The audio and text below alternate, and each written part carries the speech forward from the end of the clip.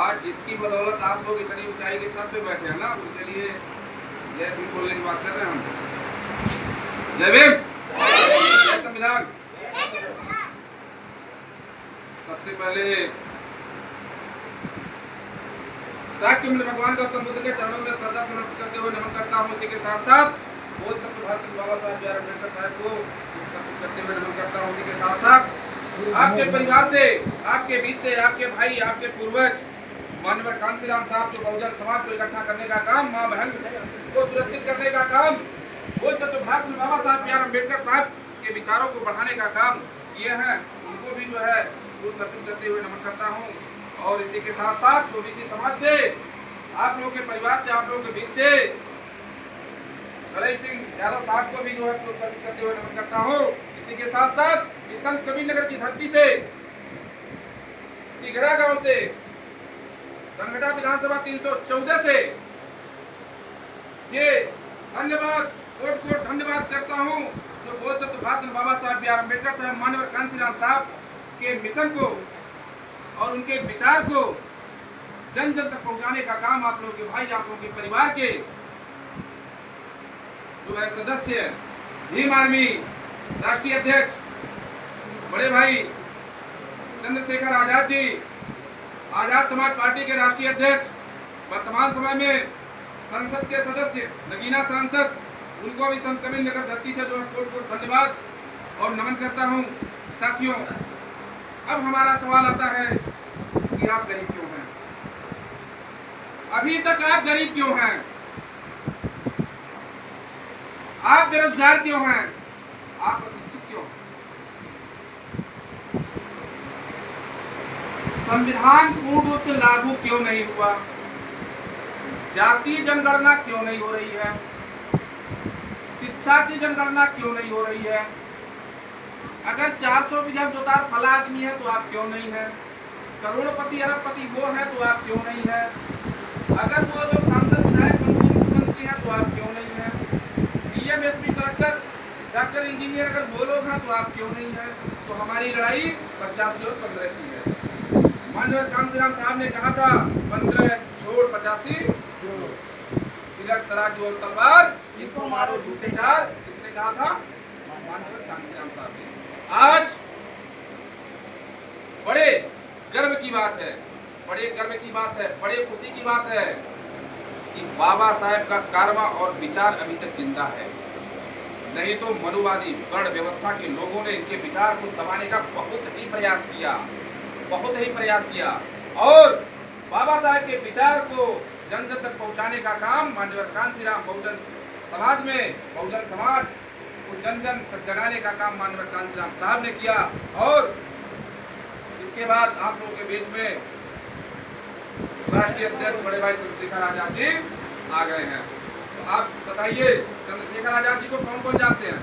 आप बताइए कौन कौन जानते हैं? उनका चुनाव चिन्ह क्या है? क्या है चुनाव चिन्ह? चलिए, बहुत बहुत धन्यवाद। तो देखिए, सबसे पहले हम ये बताना चाहेंगे कि बेरोजगारी कैसे खत्म होगी? बेरोजगारी कैसे खत्म होगी? बेरोजगारी क्यों है? गरीबी क्यों है? गरीबी इसलिए है कि जो वोट आप देते हैं, बीजेपी सत्ता में आई है, उस वोट के बदौलत और उस वोट के वजह से आपके झोपड़ी में, आपके झोपड़पट्टी में गरीब घर पे जाकर के खाना खाते हैं। और मुख्यमंत्री जी, बीजेपी के प्रदेश मुखिया जी उस वोट की वजह से खाना खाते हैं, मजबूर है ना। तो जब आपका वोट गलत जगह चला जाएगा तो गरीबी खत्म होगी? खत्म होगी? खत्म होगी गरीबी? नहीं खत्म होगी। तो आपको लग रहा है कि आप लोग भूख लग गया है, प्यास पास लग गया? एक बार आप लोग अपने जोरदार ताली बजाइए अपने लिए। धन्यवाद। अब देखिए, हम आपको यहाँ इस गांव में ये बता के जा रहे हैं, हमको जो है आजाद समाज पार्टी जिला अध्यक्ष की जिम्मेदारी 2 बार दी गई। पूरे संत कबीर नगर में जहां तक मेरे कानों तक आवाज गई, चाहे हत्या का मामला हो, बलात्कार का मामला हो या किसी भी तरह का मामला हो, उसका निस्तारण किया गया। हम तो कहते हैं हमको सरकार से कोई डर नहीं है, क्योंकि हम लोग उस कौम से हैं जिन्होंने भारत को स्वतंत्र कराया। कौन थे? संविधान किसने बनाया? हम लोग कमजोर नहीं है। जिन्होंने पूरे देश को स्वतंत्र कराया वो भारत बाबा साहब बी आर अम्बेडकर साहब ने। हम लोगों के कौन से हैं कि नहीं है? कमजोर है। जिनकी बदौलत एसपी कुर्सी पे बैठा, जिनकी बदौलत डीएम कुर्सी पे बैठा, जिनकी बदौलत सांसद है, जिनकी बदौलत विधायक है, जिनकी बदौलत मुख्यमंत्री है, जिनकी बदौलत प्रधानमंत्री है। ये बताइए, अगर हम लोगों की बदौलत है, हम लोगों का शोषण होगा तो हम लोग बर्दाश्त करेंगे? बर्दाश्त करेंगे? नहीं करेंगे। इसलिए नहीं करेंगे क्योंकि हम लोगों के कौम के लोग भारत बाबा साहब बी आर अम्बेडकर साहब ने 4 बच्चे और बीवी को गवा करके आपको जगाया है और सबको अधिकार दिया है। और उस सरकार की बदौलत अगर सत्ता में आ जाते हो, हमारा शोषण करोगे, हमारे भाइयों बहनों के साथ अत्याचार करोगे, तो हम बर्दाश्त नहीं करेंगे। अगर हम सत्ता में ला सकते हैं तो सत्ता से हटा भी सकते हैं, क्योंकि हम लोग उस कौम से हैं, 85% के लोग हैं, संविधान को मानने वाले लोग हैं। हटा सकते हैं, नहीं हटा सकते? जोर से बोलो। और ये भी आपको बता दें, दिमाग में बैठा लीजिए, सांसद, विधायक, मंत्री, मुख्यमंत्री बहुत लोग हुए कि नहीं हुए? लेकिन गरीबी क्यों नहीं खत्म हुई? बेरोजगारी क्यों नहीं खत्म हो रही है? ये सवाल है कि नहीं है? ठीक है। माननीय कांसीराम साहब ने बहुजन समाज पार्टी का निर्माण किया। बहुजन समाज पार्टी का निर्माण माननीय कांसीराम साहब ने किया था, तो उसकी मुखिया जो है बहन कुमारी मायावती जी थी। लेकिन ये बताइए, इस समय कोई आपका बसपा का नेता कहीं खड़ा हो रहा है? कोई आप इधर आ रहा है? कोई आपका साथ दे रहा है? लेकिन भीम आर्मी आजाद समाज पार्टी न सत्ता में था, न उसके पास कोई जो है पद था, लेकिन हाथरस जैसे मामले में जहाँ एक बहन को जिंदा जलाया गया, अनिस कनौजिया गोरखपुर, गाजियाबाद, और उसके बाद आप देख लीजिए जो है फूलपुर, लखनऊ, ये तो तमाम सारे मामले हैं।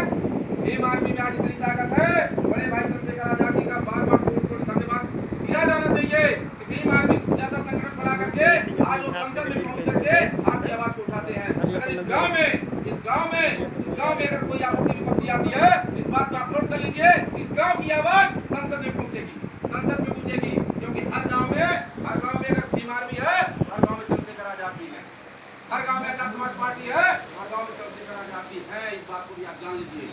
सोशल मीडिया पे जो भी हमारे भाई जुड़े हुए हैं, जो भी हमारे साथी जुड़े हुए हैं, वो देख रहे होंगे कि आज संसद में पहुंचने के बाद आपके शिक्षा की बात, आपकी जो है बेरोजगारी की बात, गरीबी की बात, माँ बहनों की सुरक्षा की बात अगर कोई कड़ी भाषा में कर रहा है और लड़ रहा है, तो कौन लड़ रहा है?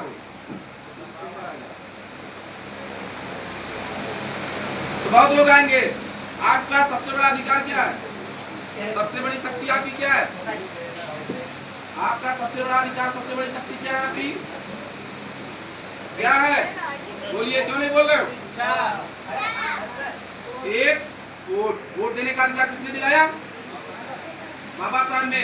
आपका वोट भी छीन लिया जाएगा, आपको वोट देने का अधिकार भी नहीं रहेगा। ये भी मैं बता देना चाहता हूँ साथियों, अगर आप लोग कंधे से कंधा मिलाकर साथ नहीं दिए तो एक कीड़े मकोड़े से बेहतर भी जिंदगी होगी। इस चीज को जान लीजिए। एक समय था कि जीवा काट दिया जाता था, खौलता हुआ जो तेल कान में डाल दिया जाता था।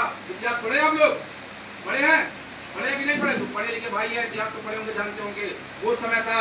और आज बीजेपी और आरएसएस के लोगों ने आज फिर वही जो है राजतंत्र की तरह, केवल कहने के लिए लोकतंत्र है, लेकिन राजतंत्र की तरह शोषण करने का काम कर रहे हैं। तो समझ जाइए, अभी समय है। अगर नहीं समझेंगे तो हम लोग जो आज अपना समय, अपना टाइम गाँव को चलकर बर्बाद कर रहे हैं, नहीं करेंगे। देखिए, अगर आप जुड़ेंगे तो आपको सुरक्षा और आपके साथ संख्या, आपके साथ लाखों लोग, हजारों लोग खड़े रहेंगे। भाई चंद्रशेखर आजाद भी खड़े रहेंगे, नहीं खड़े रहेंगे। आपको ये बता देना चाहते हैं साथियों, आज तक बहुत पार्टी, बहुत लोगों को आप लोगों ने देख लिया, देखे कि नहीं आप लोग?